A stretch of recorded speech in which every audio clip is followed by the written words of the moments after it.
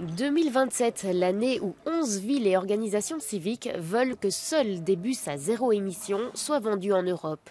Paris, Barcelone et Milan font partie des villes qui demandent à la Commission européenne de proposer une date limite pour la fin des bus à essence.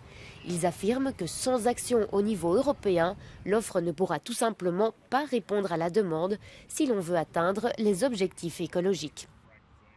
Les villes et d'autres parties prenantes de la société civile ont écrit à la Commission pour demander que 2027 soit l'année où tous les nouveaux bus urbains émettraient zéro émission, ce qui signifie qu'ils seraient soit électriques, soit à hydrogène. Les villes veulent davantage de bus électriques et c'est un très bon moyen d'augmenter l'offre de ces bus. Cela permettra de faire baisser les prix. Le prix est un problème pour de nombreuses villes et une offre plus importante permettrait de réduire l'ensemble des coûts. Ici à Bruxelles, des bus électriques sont déjà utilisés sur certaines lignes. Ceux-ci se garent à la fin de leur circuit, se rechargent pendant 10 minutes et repartent. D'autres villes, dont 40 dans le monde, se sont déjà fixées comme objectif de n'acheter que des bus à zéro émission d'ici 2025, y compris toutes les villes néerlandaises.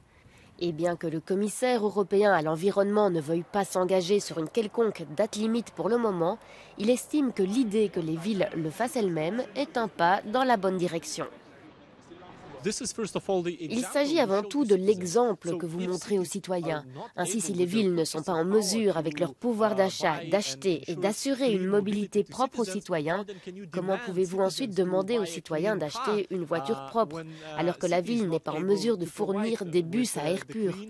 Je pense donc que c'est une nécessité. C'est un premier pas qui montrerait un bon exemple à tous les citoyens. La Commission européenne doit publier sa proposition sur les normes d'émissions de CO2 pour les bus et les camions dans le courant de l'année. Et c'est à ce moment-là qu'une éventuelle échéance pourrait être donnée.